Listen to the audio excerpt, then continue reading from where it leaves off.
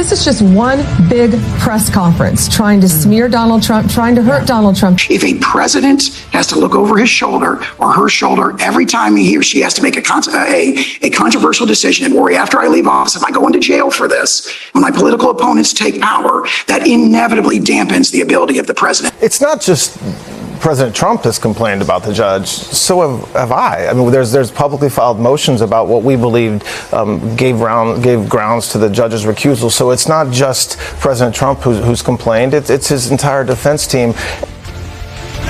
We're all complainers. Hi again, everybody. It's 5 o'clock in New York. So we showed you that because each of those lawyers represented Donald Trump, the citizen, in various cases. The first, Pam Bondi, was one of Trump's lawyers during his first impeachment trial. That seems like 1,000 years ago, but she was there. There she is on your screen.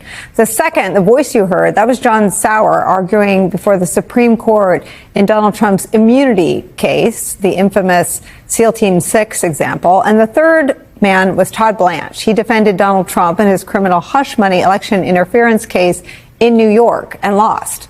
The reason we run through that list is that each of these former personal defense lawyers for Donald Trump now work for us. They hold high-level positions in the U.S. government, in Trump's administration. Bondi is the U.S. Attorney General. John Sauer is the Solicitor General of the United States. And Todd Blanche is the U.S. Deputy AG.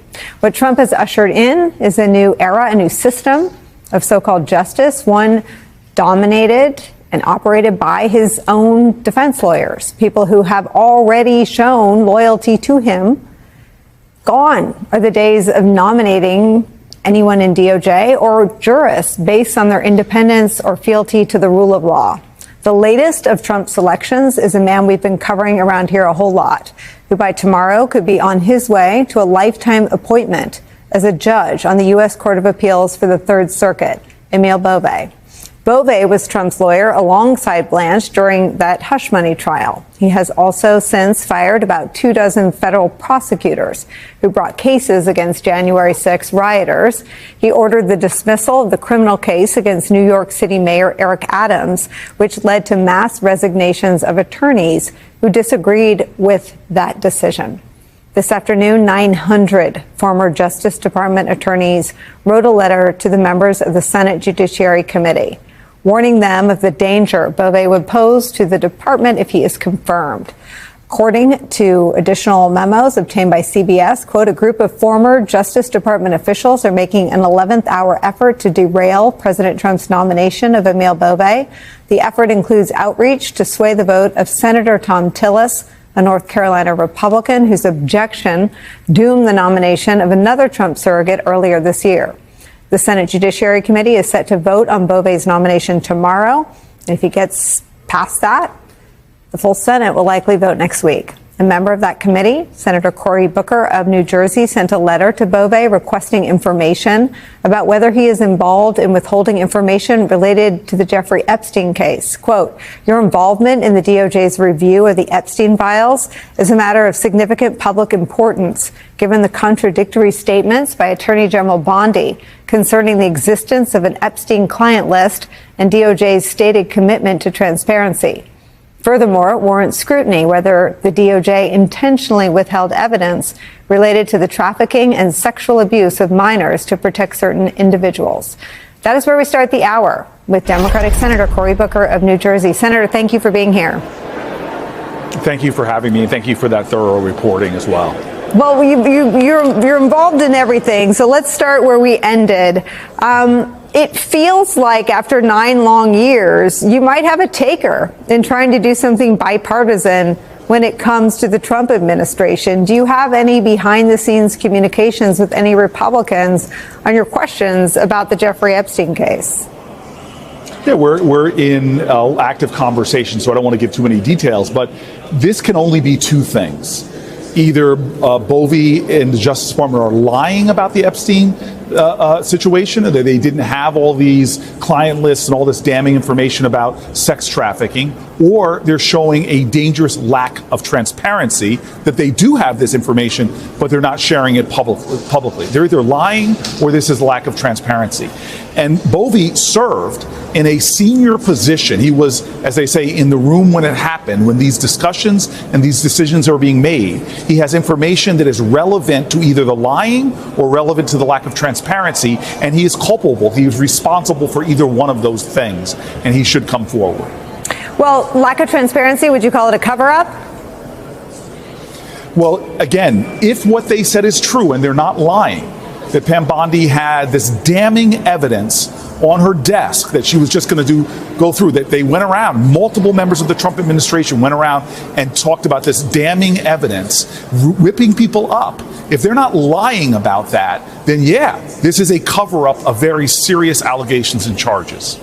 Have you seen an instance in 6 months when any of those individuals have acted in a way that is separate from what Donald Trump either wants or asks them to do? I mean, you really hit it on the head. And this is why you see even the Federalist Society and the heritage groups really breaking with Donald Trump, because the litmus test for Donald Trump now, and we've seen this with Hegseth and others, it's not qualifications for the job. Clearly, we've seen Republicans be talking about how unqualified these people are. The litmus test isn't a certain philosophy for him to put somebody on the bench. The litmus test is, are you loyal to dear leader or not? That is really what we're looking at here. And so you make the point of a lot of these figures that he is choosing because of their willingness to be enthralled with the president and the president's will. That's the problem we have in America right now, writ large, is the sense that there are people who are put in positions where they should be independent, like the Justice Department, where they should be offering checks and balances, like Republicans in the Senate and in the House. And they are not doing that. They are actually undermining the Constitution and surrendering power to the president that makes him less of a president and more of an authoritarian leader. Do you see an opportunity to speak to his voters in a new and unique way? To say, you have been betrayed. And forget about all the policy opportunities and policy betrayals where Trump wins because he says he's going to lower the price of grocery in front of melting meats at Bedminster during the campaign. That didn't seem to rattle his voters the way this has. Do you see a political opportunity to talk to his voters and bring them back to the Democratic coalition on matters of transparency? Yeah, look, the litany now is long of his betrayals of people that put their trust in him. They're seeing their prices of their crib or car seats going up because of the tariff policy. They're losing their health care by the millions or having their rural hospital closed. Their farmers are being hurt in rural areas by his policies. You're seeing even people on his immigration policy. I've seen more and more people coming forward saying, I regret my vote because I didn't think he would take my spouse, who is nonviolent, who's in this country trying to get her visa, and now through your going into courthouses, you've deported them. The litany is long for reasons of people to feel betrayed, but this one, which has had such a life in the world of MAGA, so many people demanding that Donald Trump come in and offer transparency with these serious allegations of sex trafficking. And Donald Trump whipping this up into a fervor and trying to point fingers at Biden.